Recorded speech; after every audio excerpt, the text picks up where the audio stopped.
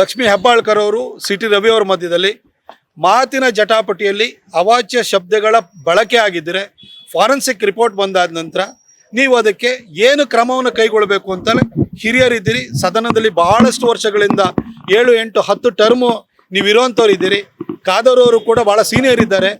ಹಾಗೆ ವಿಧಾನ ಪರಿಷತ್ತಿನಲ್ಲಿರುವಂಥವ್ರು ಕೂಡ ಸೀನಿಯರ್ ಮೋಸ್ಟ್ಗಳು ಇರುವಂಥವ್ರು ಇದ್ದಾರೆ. ಎಲ್ಲ ಕೂತೊಂದು ತೀರ್ಮಾನ ತಗೊಳ್ಳಿ.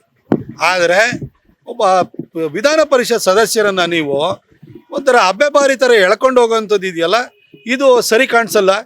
ಉತ್ತರ ಪ್ರದೇಶ, ಬಿಹಾರಗಳು ಇವತ್ತು ಬದಲಾಗಿದೆ. ಆದರೆ ಕರ್ನಾಟಕ ಇವತ್ತು ಬಿಹಾರ, ಉತ್ತರ ಪ್ರದೇಶ ಥರ ಆ ದಾರಿನಲ್ಲಿ ಸಾಗ್ತಾ ಇದೆ. ಇದು ನಮಗೆಲ್ಲರಿಗೂ ಕೂಡ ನಾಚಿಕೆಗೇಡಿನ ಸಂಗತಿ.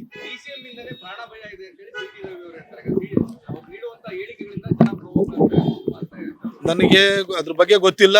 ಆದರೆ ಈ ವಿಷಯಕ್ಕೆ ಸೀಮಿತವಾಗಿ ಹೇಳಬೇಕು ಅಂದರೆ ಎರಡೂ ಸದನಗಳಲ್ಲೂ ಕೂಡ ಸೀನಿಯರ್ ಮೋಸ್ಟ್ ಮೆಂಬರ್ಸ್ ಇದ್ದಾರೆ. ಭಾಳ ಜನ ಈ ಒಂದು ಸಂಸದೀಯ ಪಟುಗಳಿದ್ದಾರೆ. ಭಾಳಷ್ಟು ವರ್ಷಗಳ ಅನುಭವ ಹೊಂದಿರುವಂಥವ್ರು ಇದ್ದಾರೆ. ಇದನ್ನು ಇವತ್ತು ನೀವು ಅಧಿಕಾರದಲ್ಲಿದ್ದರೆ ನೀವು ಎಳೆದಾಡ್ತೀರಿ, ನಾಳೆ ಬೆಳಗ್ಗೆ ನಾವು ಅಧಿಕಾರಕ್ಕೆ ಬರ್ತೀವಿ ನಾವು ಎಳೆದಾಡೋದು. ಇದೇನು ತಮಿಳ್ನಾಡಿನಲ್ಲಿ ಜಯಲಲಿತಾ ಮತ್ತು ಕರುಣಾನಿಧಿ ಕಿತ್ತಾಡ್ತಾ ಇದ್ರಲ್ಲ ಆ ಥರನ? ಜಯಲಲಿತಾ ಅವ್ರನ್ನ ಸೀರೆ ಹೇಳಿದ್ರು, ಕೊನೆಗೆ ಜಯಲಲಿತಾ ಅಧಿಕಾರಕ್ಕೆ ಬಂದಾಗ ಬೆಳಗ್ಗೆ 5 ಗಂಟೆ ಜಾವಕ್ಕೆ ಹೋಗಿ ಕರುಣಾನಿಧಿನ ಎತ್ಕೊಂಡು ಹೋದ್ರು. ಅಯ್ಯಯ್ಯೋ ಕೊಲೆ ಪಣ್ಣುಡುವಂಗ ಅಂತ ಹೇಳ್ಬಿಟ್ಟು ಕರುಣಾನಿಧಿ ಬೊಬ್ಬೆ ಹೊಡಿತಾ ಇದ್ರು. ಹಾಗೆ ಈ ಥರ ರಾಜಕಾರಣನ ನಾವು ಕರ್ನಾಟಕ ತರಬೇಕಾ? ಸೀನಿಯರ್ಸ್ ಇದ್ದೀರಿ, ನೀವೆಲ್ಲ ಅನುಭವಿಗಳಿದ್ದೀರಿ. ಆದರೆ ಇದು ನಡ್ಕೊಳ್ಳೋ ಥರ ರೀತಿ ಸಾರ್ವಜನಿಕರಿಗೆ ಸರಿಯಲ್ಲ ಅಂತ ಅನ್ನಿಸ್ತಾ ಇದೆ. ದಯವಿಟ್ಟು ಆತ್ಮಾವಲೋಕನ ಮಾಡ್ಕೊಳ್ಳಿ.